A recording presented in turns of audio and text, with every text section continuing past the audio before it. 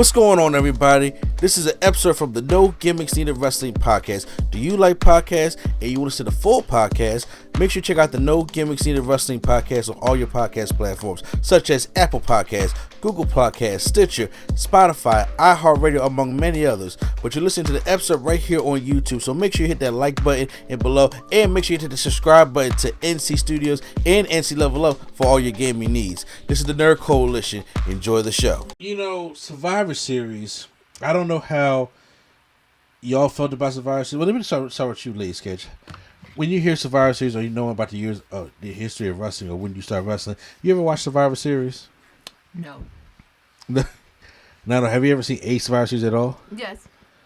Do you remember which one? No, I don't. My catalog for wrestling don't work like y'all's. I know I've seen it. I haven't started it myself. Okay, So but you know what the concept of Survivor Series is, though, right? Yes. Okay. Prime, were you a fan of Survivor? I mean, even back when it was good, were you a fan of Survivor Series? Yeah, I like it when it makes sense. Yeah, I like the 5-on-5. You know. No, he ain't right. When the shit makes sense, it is some of the best thing, because WrestleMania is the Super Bowl of wrestling. Obviously, yes. But some would say that Survivor Series is like their All-Star game. Okay. Which is like you have different people teaming up for a cause. I could see that yeah, they never had that. I mean, correlation. If you go to some of the Survivor Series history, obviously, first of all, Survivor Series was just a whole thing for Vince being petty in the first place. Because Jim Crockett had Starrcade, and then Vince was like, "Oh, you gonna do Starrcade? Well, fuck that. We got Survivor Series, the Thanksgiving tradition." And then Starrcade was just like, "Well, we'll just do it in the daytime. Y'all gonna have nighttime." Vince said, "No, fuck that." Yo, this Prime, am I lying? Nah, Vince is petty. Yeah, Vince. No, I mean, I know that. It's just funny. Like Vince said, what? "Fuck that, y'all. If y'all sit there and y'all play Starrcade, y'all not gonna get WrestleMania 4." And they said, "Sorry, Jim Crockett." Trash. That's why Starrcade's in December. Little slow Survivor Series history. But I've been a big fan of the whole special team stuff. And there has been some great Survivor Series stuff. Like you had the WWE versus the Alliance. You've had the first Raw versus Smackdown. You've had Team Austin versus Team Bischoff, which is one of my favorites. Then they brought the new concept of the Elimination Chamber, which is their poor man's War Games. But now, when it comes to War Games, I understand that War Games was a WCW thing, and like I said, I was already raised with WCW, so I was already familiar with the War Games concept. If y'all want to see a good War Games match, Sting Squadron versus the Deadly Alliance, 1992. That's one of the better War Games matches before it started turning into like the triple fucking cage and shit like that. So I always like the concept of the War Games matchup, but Vince never wanted to bring it over. Triple H brought the idea to him. He never wanted to do it. They had the idea, but he never wanted to do it. So they brought it to NXT, and Undisputed Era was in damn near. It was in all of them except for one. So that was in all of them, except for this past last one. Except for the past last one. So then it was in like 3 or 4 of them before the last one, which was the Black and Gold versus 2.0. Which is one of their best matches. And then, so the men had one, the women had one, and I was like, okay, it's cool to have a War Games match, but this needs to be on the main roster.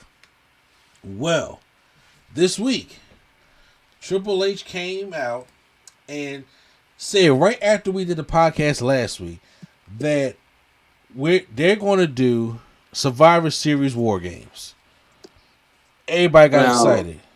I'm gonna be honest with you though. I didn't think he should have did that, but that's just me being a wrestling fan. Okay, hold on. I'm curious to hear your opinion on why it is. But real quick, he says it's gonna be War Games, and the War Games match is gonna be a men's and a women's War Games match.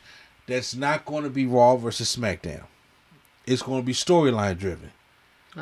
So, now I don't know if the rest of the show is going to be Raw versus SmackDown.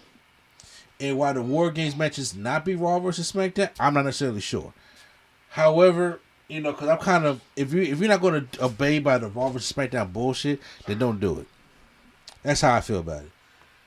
Now, you as a wrestling fan probably say you feel that he shouldn't have did that. I am really curious because me personally, I'm on the opposite side of this thing because I am really hype about War Games.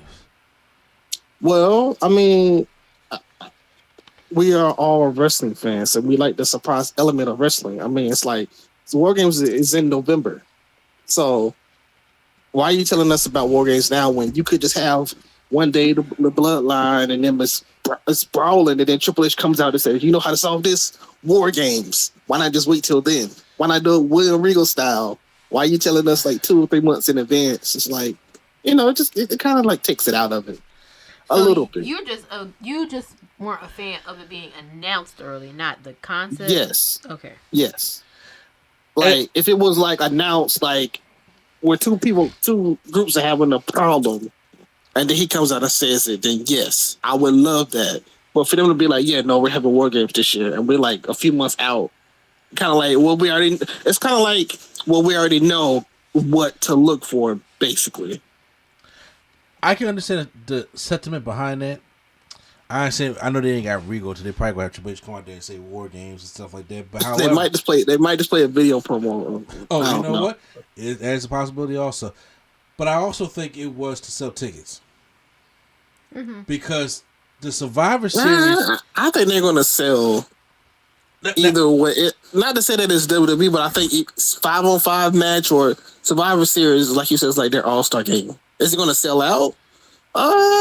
There's more interest that Triple H has it, yes, but I think even if it wasn't selling, when you announce War Games, then people are going to go buy tickets. So I think they're still going to wait it. That's all I'm saying. Well, they don't need to sell out the first day. Well, no, I understand that, but here's the thing. So Survivor Series hasn't been doing numbers-wise, even on the conference calls. Vince looked to discontinue Survivor Series a couple years ago on a conference call. Then changed his mind June of that next year. So when he kept the concept going, but he has put no effort. If you look at the recent Survivor Series matches, the last Survivor Series I was excited for, that I thought it was good, was 2017 when they had AJ versus Brock, when they had the Raw versus Smackdown with Cena and Kurt Angle and Triple H, and they had all the Under Siege. Yeah, Under Siege. I thought that shit was dope. They're here. It's happening. Yeah, okay. Yeah. When they had the New Day versus the Shield, like that was the last Survivor Series I was actually fucking excited for. Mm-hmm. And then after that they didn't give a shit. They didn't give a shit to the point where tickets they can't even sell out a Survivor Series because they was trying to do a stadium show for Survivor Series, and it had to move it to a smaller arena, and that's just going too much. That's going too much. Yeah, and Vince didn't even treat it as one of his big four anymore. He put more emphasis on Money in the Bank than he did Survivor Series. But now, of course, with Triple H taking over head of creative, there has been a more inkling of maybe he'll do, because Survivor Series tickets have gone up, not like how they want to, but they still have gone up for the inkling that Triple H may bring back War Games. Now, if Survivor Series, when it came out and they said this joint sold out, before he even said anything, I think he would have waited. But since the number went up a little bit, and it's like, but it's still not selling the way that we wanted to, I think it's like, okay, if I say it's War Games, then everybody's like, oh, fuck, it's going to be War Games. Let's do it. But right now, even though it's not a surprise, I still think there's a surprise element in it, because right now, he said, at least for these matches, it's not Raw versus SmackDown. That has been the retired concept year after year after year. But now, if it's going to be more story driven, you got to think that when it comes to the women, it's got to be Damage Control. And then when it comes to the men, it got to be the Bloodline. Yeah, exactly. So it's kind of like, so that to me, it was kind of already like, well, like if whoever starts to feud with the Bloodline, you know, oh, well, obviously they're going to be in the match. Yeah, well, but now the thing is, who teams up to go against the Bloodline? Like, what kind of story are you going to tell? And then when it comes to damage control, because me personally, I think it's going to be damage control and toxic attraction, and versus 5 other women, and then you have the whole buzz like, was Naomi and Sasha going to come back for that? You know what I'm saying? Because you're going to want to make that a big, a big thing. So that's why I'm not necessarily mad at the concept, and I think it's a good way, perfect timing to introduce the main roster, because believe it or not, there are fans out there who don't know what War Games is. Mm-hmm. Now, ladies, are you familiar with the War Games concept? Well, you've seen a couple. We went to war. We never went to a War Games. What did we go to? Punjabi prison. Punjabi prison? No, not that. We went to Punjabi prison. We weren't in the front row for this. I can't remember what it was. Well, the reason why we never went to War Games, we went to Royal Rumble. Who was we? Not me. Okay, I went to Royal Rumble. I'm saying, but we never, because War Games is 2 rings. Yes, I thought we saw a show with 2 rings. No, or at home, yeah. No, obviously. I'm saying, but I've seen the match. Yes. Okay. Let's just cut that whole banter out. Yes, I've seen it. So, in your personal opinion, hearing the news about Survivor Series being a War Games and taking out the entire concept of the 5-on-5, because I thought the Elimination Chamber was going to be a Survivor Series thing, and they turned that to his own pay-per-view, which I still think is stupid. But I also think it's stupid. I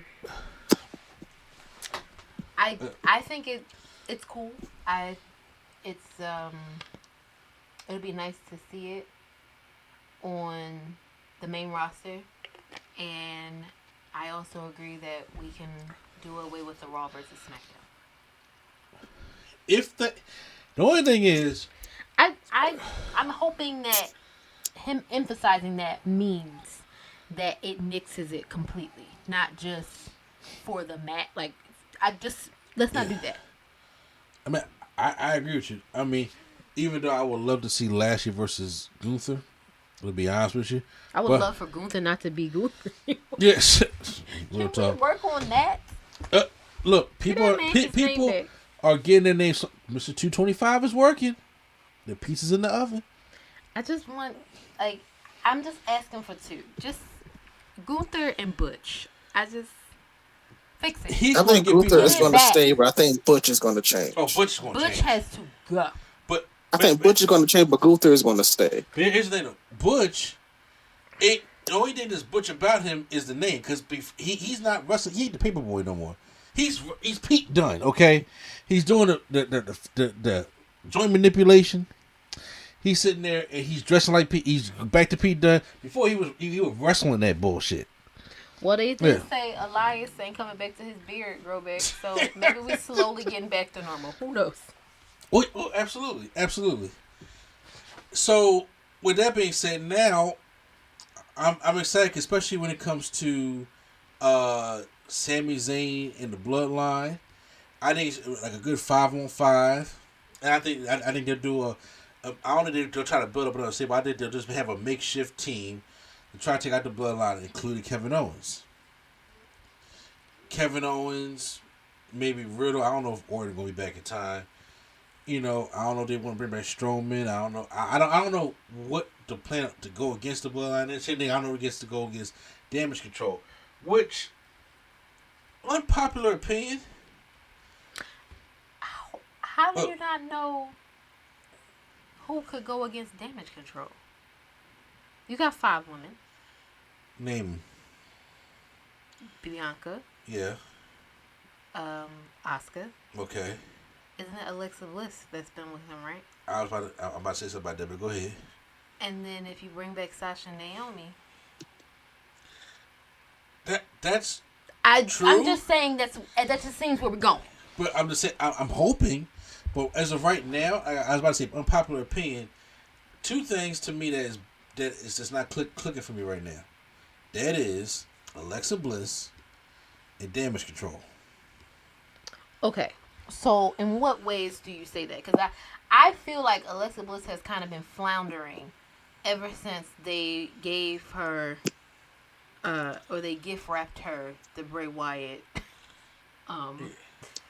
gimmick. it was kind of just like, okay, this is weird. Then she wasn't doing it anymore, and it seems like she can't seem to find her footing anymore. But why do you? What's not clicking for you about those two things? She's empty, and with that being empty, is that she has no personality. Mm-hmm. This is the goddess Alexa Bliss we're talking about. Back when she had all the personality. I'm gonna keep it a bean. I was never an Alexa Bliss person. I didn't hate her, but I was indifferent to her, rather. Yeah, well, I understand that. But even when she was the goddess, when she was the women's champion, she had a little more personality. Yeah, but right now it's empty. I don't know. It just she still carries Lily for what reason? And I've been trying to figure that out this whole time. And I think they want to end that with Bray Wyatt, which I'll get to that in a second also. Mm-hmm. And Damage Control, was I hyped when Damage Control first came? And Bayley and Dakota Kai, but Dakota and Io aren't doing anything. They just come out there nicely dressed. Io could barely speak English. And then, no, I'm not trying to say it's a problem. I'm trying to say it's a problem, but there's no personality to this group, and they keep losing. You can't book a stable. This past week on SmackDown, in 90 seconds, Dakota Kai lost to Raquel Gonzalez. Or Rodriguez, excuse me. You can't book those kind of matches, or they can't be in a tag team tournament, and then they lose, and then they win the next week because they made a mistake. They haven't been booked correctly, in my personal opinion. Bayley is going to be Bayley. Yeah.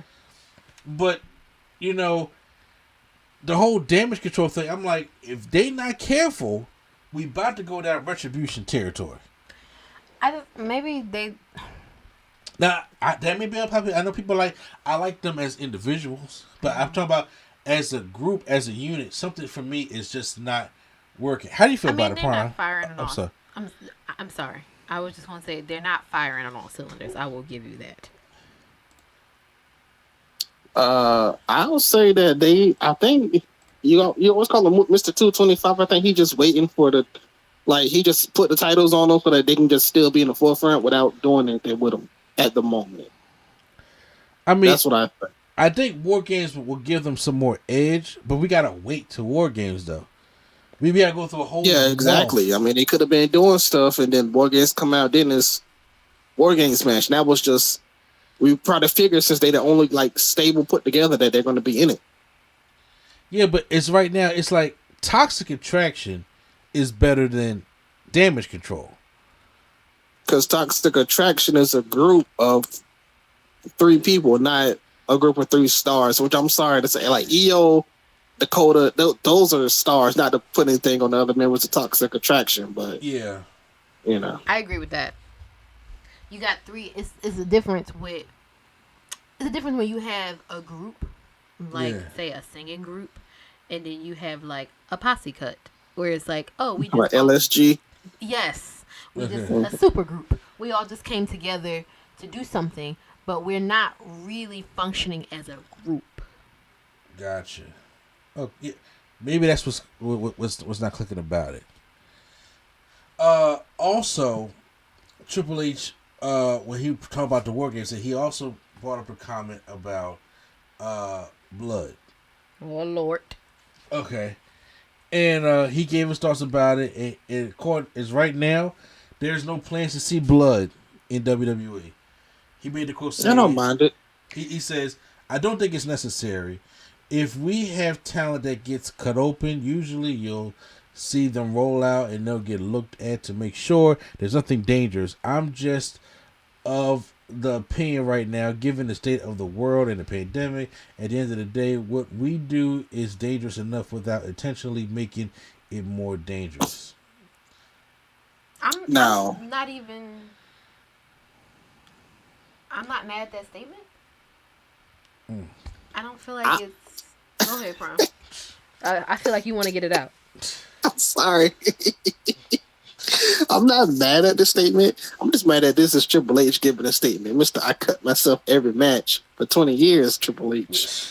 That's Absolutely, all I'm saying. That part, sure. Yes. Look, You know, like that's like Ric Flair. That's like Ric Flair saying no bleeding. I don't want to see no bleeding in no match. I'm like, all right, really though? Yeah, but even in his last match, we had to hold Jeff Jarrett leg for him to get cut. But anyway, but what I'm saying is that I understand it's a corporate day. He's executive of the company, so you gotta say some good PR words. However, me personally, you ain't gotta go out there and do Moxley shit, okay? That's just overkill. I'm thinking though, but if the thing warrants the blood, such as a War Games match, or if anything like that, I'm like, it's okay to bleed. I feel like right now it is a much better look for them PR wise, especially after all the mess that's been happening in the past couple years, to just not do the blood at all. Fair enough. In a money corporate decisions way, that it makes more sense to just be like, why bring more heat down? Because if it was a whole thing where, because forget what everybody else is doing. Mm-hmm. WWE is the top of the tops. If it became a thing where there was blood in every match, somebody's going to balk about it. Somebody's going to say, oh, well, aren't we still in a panini press? And isn't the monkeypox still out here? Like, somebody's going to say something. Mm-hmm. So just leave it alone. If it happens, it happens. But don't come out here and cut me. Yeah. And, be out here raining blood all over the place like Moxley. Ric Flair or Moxley. No, I'm about to say it's all Moxley every match. I'm just saying, like, bro, are you okay? Aren't you lightheaded? Jesus. I will say, I like it. But if it happened, I will say if it happens, then it happens. I would be upset if they just have to roll out, because that happened to Joe one time where he was bleeding and he was good, but he had to roll out every 2 minutes, and then it was just like losing steam of the match. Yeah. And then he'll get in there and bleed, and then have to roll out. So that's problematic. Because it does take away from the momentum of the match. If they got bleed, they got taken. And I understand what take care of the people. I understand. I'm not a barbarian, but I'm just saying. But I do understand it. But I also understand that if the match warrants it, right? So some of the greatest things in WWE history or wrestling history happen, and more memorable with a little bit of blood. I'm not saying you got to go Eddie Guerrero JBL Judgment Day 2004, but I'm just saying. But just having a little blood or color that helps make the help make the moment, like when Brock came back and whooped Cena's ass in 2012. It opened up hard way, So. But that's the thing. That's why I said if it happens, it happens. It's like, okay, maybe you adjust your protocol for, it's like if somebody gets a small cut in the match, or if somebody gets hit in the mouth in the match, then it's fine. If it gets to a certain severity, then you roll out and get checked, because you do not want to mess up the flow of the match. Yeah.